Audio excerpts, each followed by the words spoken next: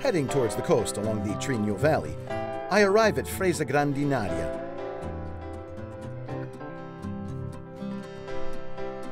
I stop at the little church of the Madonna delle Grazie to see the 15th century gilded statue of the Madonna and Child.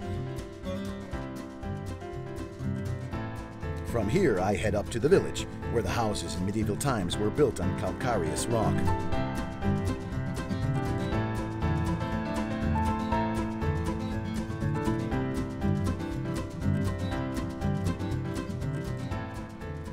In Lentella, too, the medieval origins of the historic center are evident, with the walls following the rock to mark out its boundaries.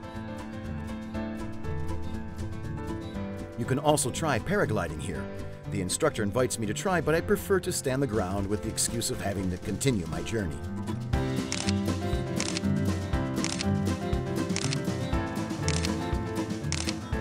I continue towards the sea and reach Cerny, that rises on a hill a few miles from the Adriatic.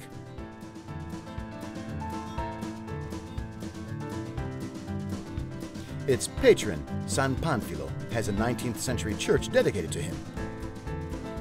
From the early 20th century, on the other hand, is the Agrarian Institute, surrounded by woods and very carefully cultivated fields. And near Cerny, about 3 miles from the sea, there is a nature reserve, that of the Don Venanzio Woods. It was born in 1999 to defend this strip of forest in the Sinello Valley.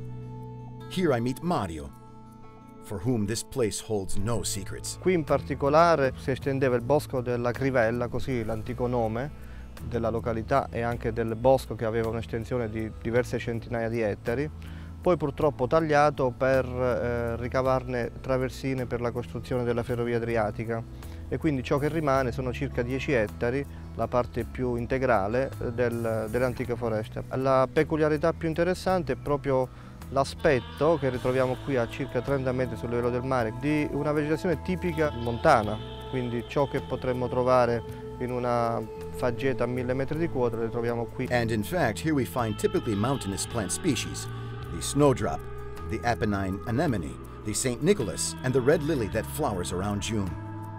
Another characteristic of this reserve is the presence of an unusual species of oak, the English oak.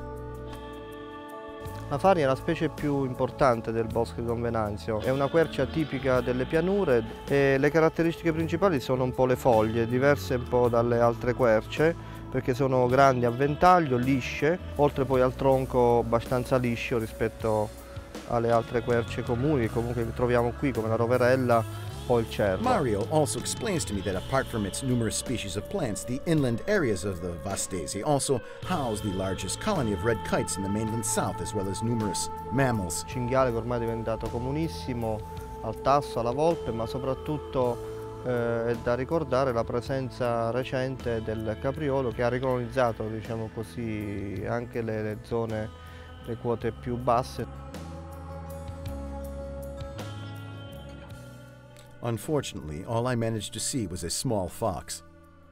I leave Mario in these incredible woods to go to Monte Odorizio.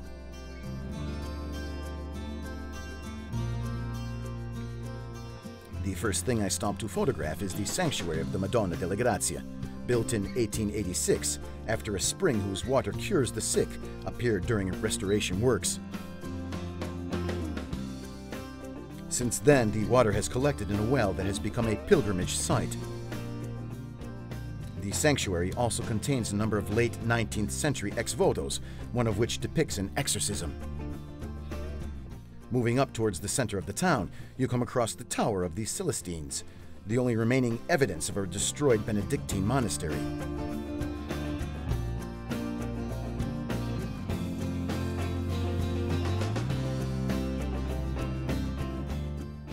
And the castle, situated on the highest point in the village, that still maintains its early 16th century features. Cupello is the last stage on my journey.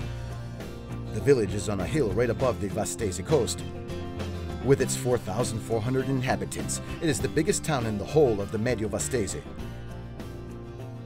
In its historic center, founded in the 15th century by Croats fleeing the Turks, you can admire the Church of the Nativity of the Most Holy Mary.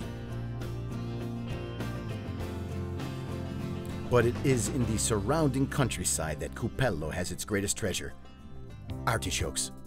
Known as morning star artichokes for their characteristic shape that recalls the medieval weapon of the same name, it forms the basis for many dishes and delicious little conserved artichokes, since they are tender and free of thorns and nap. Here, between the last week of April and the first week of May, they have the Carcio Festa, a gastronomic gala dedicated to this precious vegetable. And on these hills, thanks to the vicinity of the sea and its breezes, grow magnificent olive trees that produce an oil that is delicate, green, and almondy, like the one Giovanni and his father offer me.